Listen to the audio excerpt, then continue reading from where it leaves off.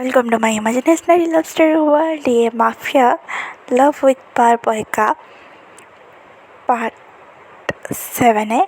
चलिए स्टोरी को शुरू करते हैं। वांग जी जो इनको देख रहा था और कह रहा था, मैं चाहता था तुम्हें तोड़ना, पर अब तुम्हें बचाने के लिए बहुत सब करना पड़ रहा है।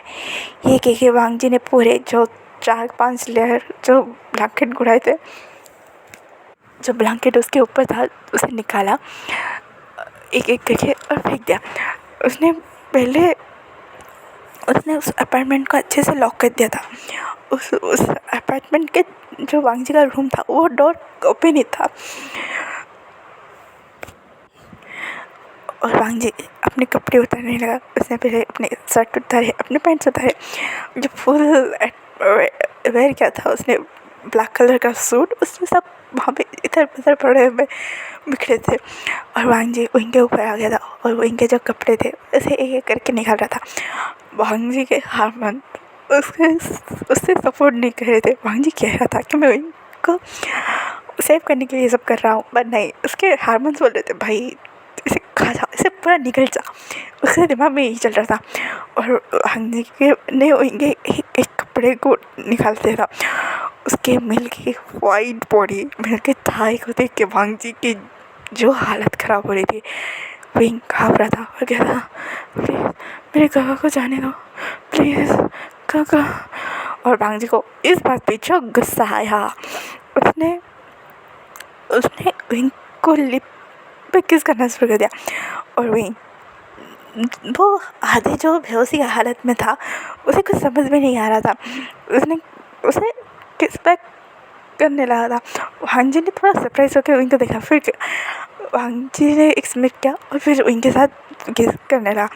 उसके बाद धीरे धीरे उनको प्रिपेयर किया और उसके साथ इंटीमेट होने लगा उस कमरे में। यहाँ तक कि उस अपार्टमेंट में सिर्फ उनकी मॉर्निंग की साउंड, ब्लीडिंग की साउंड, यहाँ तक कि उस हालत में भी विंग कह रहा था, प्लीज़ जाने दो, बहुत पेन हो रहा है, बहुत ज़्यादा, विंग बोले जा रहा था। और वांग जी को ये सुन के जो सेटिस्फेक्शन मिल रहा था, और जब वांग जी ने देखा कि विंग वर्जन है, उसका सेटिस्फेक्शन का लेवल अलग ही लेवल का था। मतलब वो उसने जब उसके प्राइवेट पार्ट से ब्लड आते हुए देखा, वही जी का कहना ही नहीं, वही सेटिस्फाइड माइंड था कि भाई ये बंदा अब मेरा है, वो किसी को उसे हाथ नहीं लगा दिया। वांग जी के दिमाग में वो छप गया था।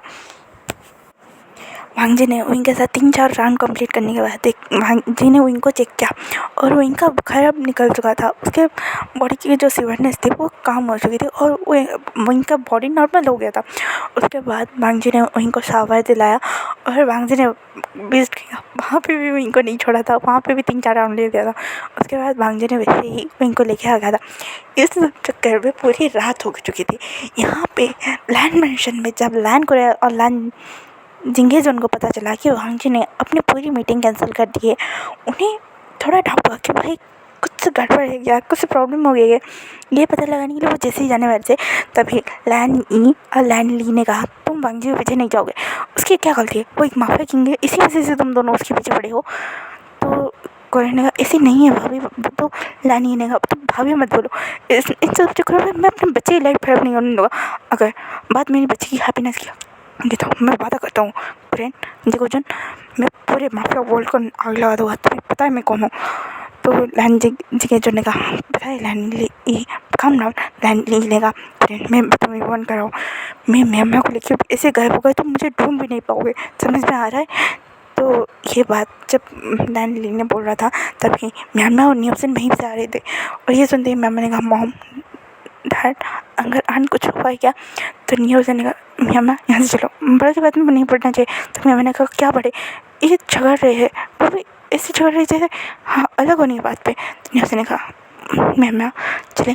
तो लैन ली ने कहा म्यामा कोई बड़ी बात नहीं, तुम्हें तुम्हारा पार्टनर बहुत पसंद है, हमें हमारे पार्टनर्स, बस तुम्हारे अंकल और डैड को लगता है कि वांग जी का लाइफ में जो आएगा वो एक कंपटीटर होना चाहिए, मतलब वांग जी की सारी वर्क में हेल्प कर सके और वांग जी के बारे में वांग जी को प्रॉब्लम आने से पहले प्रोटेक्ट कर सके।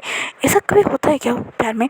तो मैम और न्यूसन एक दूसरे को देखने लगे और उन्हें याद आ रहा था विंग के बारे में कि भाई विंग कैसा है, एक छुई हुई सा लड़का, हाँ वो स्मार्टली सारी सिचुएशन को हैंडल कर सकता है, भाई कब तक कहाँ तक, वही सोच रहा था। तो विंग मैम ने कहा डैड अंकल इस बात में तो मैं आंट और मॉम के सपोर्ट में हूँ। तो न्यूज़ ने कहा हाँ मैं भी। तभी लैन कोरियन थोड़ा सख्त लहजे में बोले बच्चों को इन सब प्रॉब्लम से दूर रहना चाहिए, यहाँ से जाओ। तो ये सुनने के बाद मम्मी और न्यूज़ कुछ ज़्यादा नहीं बोले और वहाँ से निकल गए थे। और लैंडली ने कहा तुमने उसे क्यों डांटा कुरियन? कुरियन ने कहा लैंडली हम जो सोच रहे थे वो गलत नहीं है। तो लैन ई ने कहा ओह रियली कुरियन ये सब गलत नहीं है, तुम वांग जी के फैसले उसका लाइफ है कुछ। तो लांसचन भी और सैंग भी वहाँ पे आ गए थे ये बताने के लिए कि वो आज रात डिनर वहाँ पे नहीं करेंगे। वो कुछ महीनों के लिए अपने अपार्टमेंट शिफ्ट हो रहे हैं काम के चक्कर में, ये बताने के लिए वो आए थे।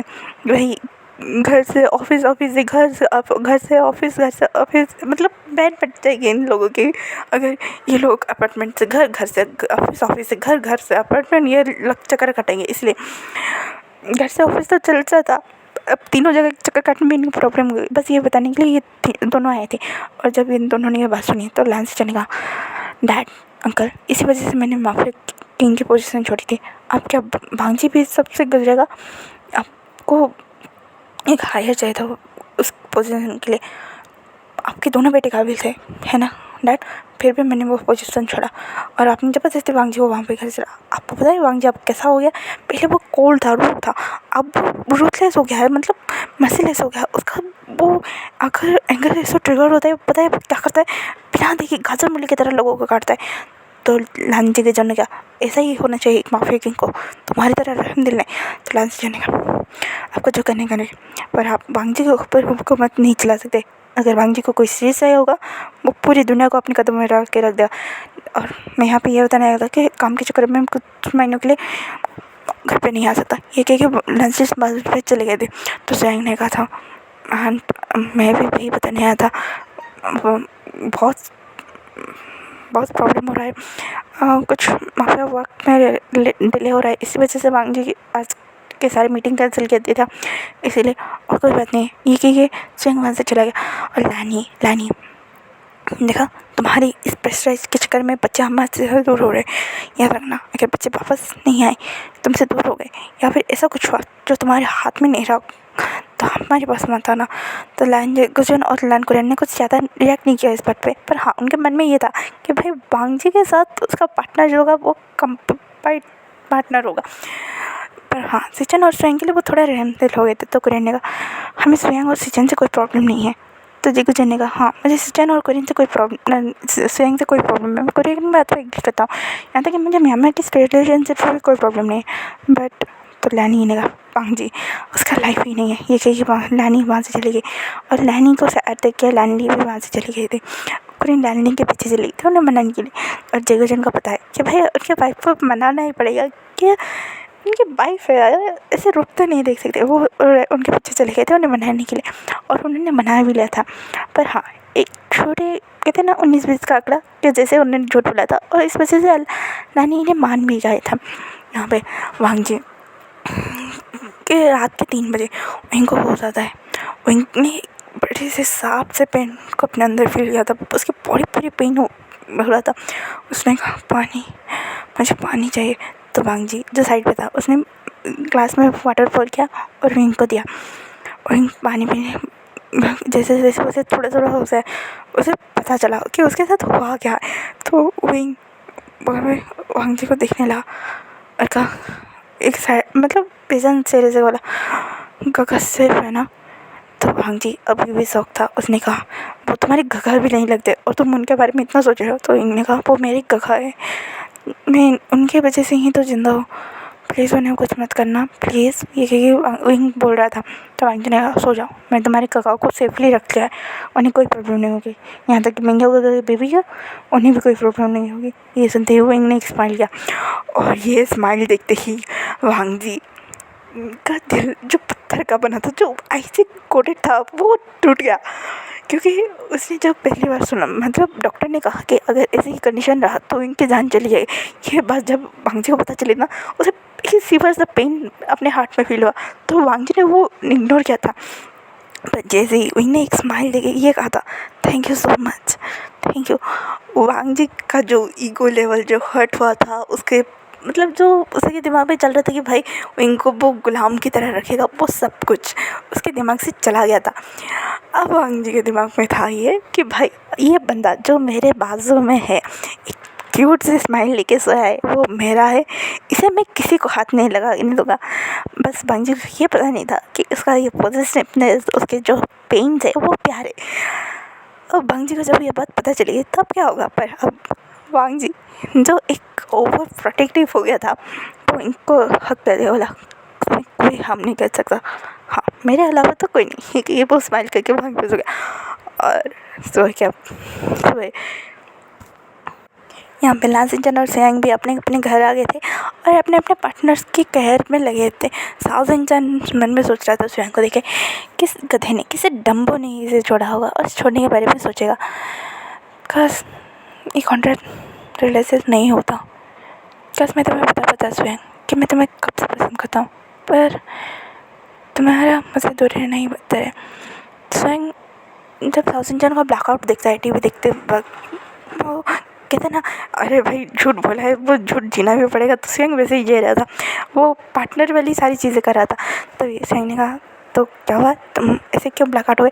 तो साउसिंचन कुछ नहीं, वैसे हाँ बस मेरे गगा और मेरे छोटे भाई के बारे में सोच रहा था। ये सुनते ही सियांग के थोड़े से पसीने छोटे, तो उसने कहा तुम्हारे गगा और भाई? तो साउसिंचन ने कहा हाँ बहुत प्यारे है वो दोनों, उनकी वजह से तो मैंने फैमिली क्या है वो जाना है। मेरी वर्स्ट कंडीशन में मुझे गगा मिले और मेरे छोटे भाई को मैंने वर्स्ट कंडीशन में अपने पास पाया था। ये सुनते सियांग ने कहा मतलब? तो साउसिंचन ने कहा ये पर्सनल है, तो क्या इसे पर्सनल देना ठीक होगा? तो सियांग ने कुछ ज़्यादा रिएक्ट नहीं किया और कहा अरे इस कॉन्टैक्ट के बेसिस पे हम दोनों जुड़े हैं, मानता हूँ, पर हाँ अगर तुम्हें कभी भी लाइफ में किसी भी दोस्त की ज़रूरत हो तो मुझे कॉन्टैक्ट करना। हाँ साउसिंचन ने ये जब सुना उसे बहुत अच्छा लगा, क्योंकि हाँ उसके पहले भी शुगर डैडी रह चुके हैं। उन्होंने उसे ये कहा था कि अगर तुम्हें कोई प्रॉब्लम हो मुझे कॉन्टैक्ट कर लेना, यही बात बोला था और उससे ज़्यादा कुछ नहीं कहा था। फिर जब साउसिंचन ने सियांग के मुझसे दोस्त का वर्ड सुना तो उसने इस्तेमाल किया और कहा तुम्हारा पार्टनर सच में गधा है और कुछ नहीं। ये कह के साउसिंचन बाज का मग लेके वहाँ से निकल गया और सियांग ने मेरा कोई पार्टनर ही नहीं, पर तुम्हारे साथ एक अच्छी एक फीलिंग आ रही है, एक फ्रेंडशिप वाली। मैं कह वो स्माइल करने लगा और सियांग भी सोने के लिए चले गए। यहाँ पे लालसिंचन और मिंग्याओ के पे जो 3 मंथ के वो निकाल रहे हैं थोड़े थोड़े सूझने लगे थे। तो जब लालसिंचन ने ये नोटिस किया तो कहा तुम्हारे पेट? तो मिंग्याओ ने कहा ये नॉर्मल है, डॉक्टर से मैंने पूछा था। तो लालसिंचन ने कहा पर इतने मैं क्या कुछ वैसा? तो मिंग्याओ ने कहा साउसिंचन और विंग होते ना, मेरे दोनों पैर में ऑयल मसाजिंग करते थे, पर अब तुम साउसिंचन का मैं करते था। तो मिंग्याओ ने नहीं इसकी कोई ज़रूरत नहीं है, वो मेरे मुँह से निकल गया। तो लालसिंचन ने मिंग्याओ को ब्राइडल स्टाइल में कैरी किया और सोफे पे बिठाया और ऑयल गर्म करके लेके आया और कहा कोई बात नहीं, वैसे भी मेरी गलती है ना, मैंने ही उन दोनों से तुम्हें अलग रखा है, तुम मेरा फर्ज बनता है मैं तुम्हारा केयर करूँ और मेरी रिस्पॉन्सिबिलिटी। तो मिंग्याओ ने आप अच्छे बेहतर बनेंगे। तो लालसिंचन बोले हस्बैंड ने मना किया। तो मिंग्याओ ने कहा क्या हाल? तो लालसिंचन ने कुछ नहीं, और वो मिंग्याओ के पैर को मसाज करने लगे थे। मसाज करने के बाद उन्होंने मिंग्याओ को फिर से ब्राइडल स्टाइल करी क्या, क्योंकि ऑयल वाला पैर है ना, वो चले गए तो फिसलने की खतरा होगा ना, इसलिए उन्हें बेड पर टक किया और अपने अपने रूम में चले गए। लालसिंचन ने तुम कब समझोगे मिंग्याओ, मैं तुमसे प्यार करता हूँ, मैं तुम्हें डराना नहीं चाहता, वरना मैं बोल देता उसी दिन जिस दिन तुम मुझे मिले थे, जिसके दिन मुझे तुम्हारे बारे में पता चला था। ये कि वो स्माइल करके वो दोनों सो गए यहाँ पे। इसे इन दिनों का प्यारा सा नाइट चला गया था। लैंड मिशन में ठीक था, डिनर के लिए थोड़ी सी उदासी थी, पर हाँ वो सिर्फ मॉम्स के चेहरे पे थी। डैड्स को पता है कि माफियाज की लाइफ कैसी होती है, कभी खाना मिलेगा नहीं मिलेगा, कभी अपने फैमिली के साथ टाइम स्पेंड करने का टाइम मिलेगा नहीं मिलेगा, पर वर्क इस वर्क, अगर वो वर्क पे चुके हैं तो उनके जान पे कदर आएगा, उनकी फैमिली पे रिस्क आएगा, ये बात उन्हें पता था। तो उनके चेहरे पे कोई सैडनेस था। तो म्याम्या और न्यूज़न वहाँ पे डिनर गए तो हिलान को रहने का आई एम सॉरी म्याम्या, मुझे चिल्लाना नहीं चाहता। म्याम्या ने कहा सॉरी, मुझे बड़ों की बात में पछड़े में पढ़ना ही नहीं चाहिए था। तो वहाँ पे इन दोनों का मामला से लट गया था।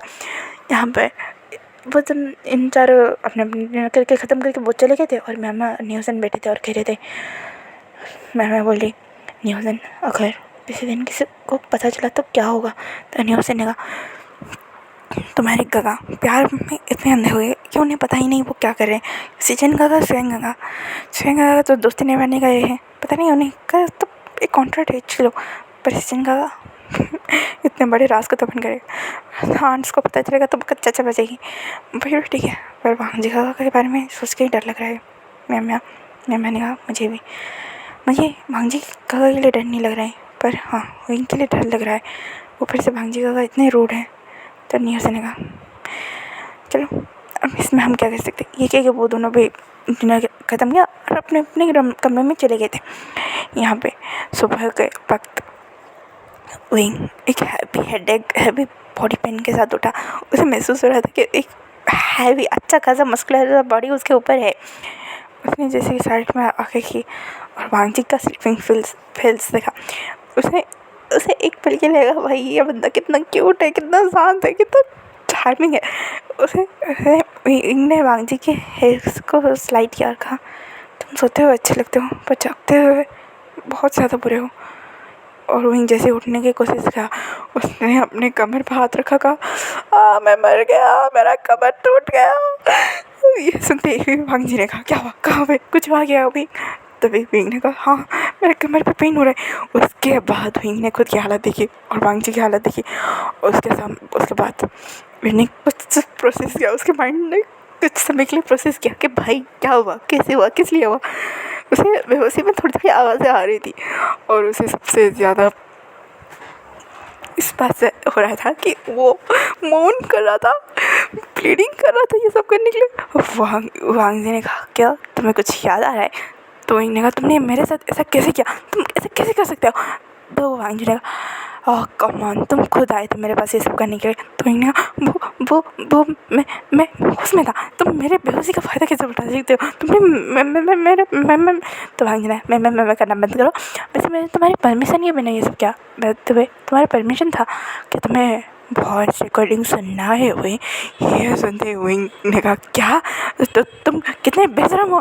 तो वांगजी ने कहा, तुमसे तो कम ही हो।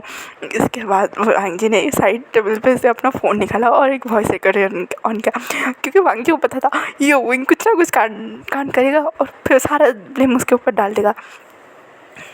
जब विंग ने बहुत सारी वॉइसेस सुनी, उसने वांगजी का फ़ोन स्नैच करने की कोशिश की। तो वांगजी ने, हाँ तुम पता है तुम किससे साथ बना रहे हो। तो इन्हें उसे डिलीट करो। तो वांगजी ने, तुम्हारे ऑर्डर से अब मैं जो कहूँगा तुम वो करोगे।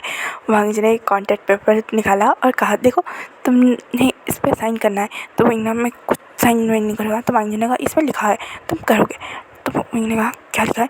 तो वांगजी ने कहा, इसमें लिखा है, जब तक मैं चाहूँगा तुम मेरे स्लेव बन के रहोगे, you know what kind of slave. और मैं जो बोलूँगा तुम करोगे, मतलब मैं तुम्हारी गगा की लाइफ को सेफ रखूँगा, ठीक है। तो मैंने कहा, कि सच में तुम मेरे गगास को कुछ नहीं करोगे। तो वांगजी ने कहा, कुछ नहीं करूँगा, इस पर साइन करो। तो मैंने कहा, पेन। ये सुनते हुए वांगजी ने एक्सप्लेन किया और उसने पेन दे दिया। वांगजी ने ये प्लानिंग कल रात में ही कर दिया था, जब उसने विंग को क्लीन करके अपने पास फैलाया था। उसने एक कॉन्ट्रैक्ट पेपर स्वयं के हाथों बनवाया और फैक्स करने के लिए बोला था और विंग ने इस पर साइन कर दिया था। विंग ने आओ ना देखा ना था देना, उसने सिर्फ ये सुना था कि उसके गगा सेफ रहेंगे, इसलिए उसने साइन कर दिया था। तो विंग ने कहा, मैंने साइन कर दिया। तो वांगजी ने, गुड। तभी विंग ने जैसे ही उठने के बारे में सोचा तो वांगजी भड़ाक से नीचे गिरा। वांगजी थोड़ा कंसर्न हो गया और उनके पास आते हैं, अगर तुम्हें पेन है, अगर तुम्हें चलने में प्रॉब्लम है, तुम मुझे बता सकते हो, ठीक है। ऐसा माचो मैन बनने की कोई ज़रूरत नहीं है। ये कह के उसने विंग को उठाया और वहाँ से वॉशरूम ले गया। विंग देख रहा था कि वांगजी की कैरिंग, मतलब एक टाइप का होता है ना केयर नर्चर, जो ओनली आपके ऊपर भारी होता है अपने पार्टनर के लिए, वैसे ही वांगजी का भी हो रहा था। विंग नोटिस कर रहा था और सोचा था, ये रूट डेविल मेरे भाइयों, मेरे गगास को किडनैप किया, मुझे इस बात पर ब्लैकमेल करके मुझे यहाँ पे लाया, उसकी वजह से मेरी तबीयत ख़राब हुई, उसने ही मेरी जान बचाई और मेरे केयर भी कर रहा है। क्या ये सिर्फ बाहर से ही ऐसा बुरा है। तो वांगजी ने कहा, मेरे बारे में जितना तुम सोचना बंद करोगे ना, तुम्हारे लिए उतना ही अच्छा है। ये सुनते ही विंग शॉक। तो वांगजी ने कहा, तुम्हें लगता है मुझे ऐसे ही माफिया डेविल बोला था। ये सुनते ही विंग ने कुछ नहीं कहा और वांगजी ने विंग को फ्रेश किया। विंग के ऑर्डर्स पे गार्ड्स ने वहाँ पे सारी खाना बाना सब कुछ सेट कर दिया था। विंग को वांगजी ने क्या किया, कुछ ब्रेकफास्ट बनाया था वो सब का, और विंग ने वो खाया। उसके बाद वांगजी ने एक मेडिसिन दिया और कहा रेस्ट करो। मुझे तुम्हें परेशान करने में बड़ा मज़ा आता है, तो मैं सोचता हूँ तुम्हें कैसे कैसे परेशान कर सकता हूँ। ये कि वांगजी वहाँ से चला और यूँ भी लाइक कि मुझे परेशान करने बारे में सोच रहे हैं। हाँ, कभी नहीं सुधर सकता ये रूड अकड़ू मक्खा एक नंबर का डेविल है। डेविल नहीं, एक नंबर का शैतान है। शैतान नहीं, क्या यार, शैतान और डेविल एक होते। एक नंबर का वैम्पायर है। वैम्पायर का हार्ट स्टोन ने इसे खा लिया है। एक नंबर का कुत्ता कमीना भेड़िया है। मेरे की तो वाट लगा के रखा है। कमीने के बीस्ट कहेंगे। विंग वांगजी को कोसे जा रहा था। तो आज का पार्ट यहीं पे ख़त्म होता है। फिर मैं कल के पार्ट में। Thank you for watching and please comment करो यार, लाइक करो, शेयर करो। आपके प्यारे प्यारे कमेंट से मेरा दिन बन जाता है।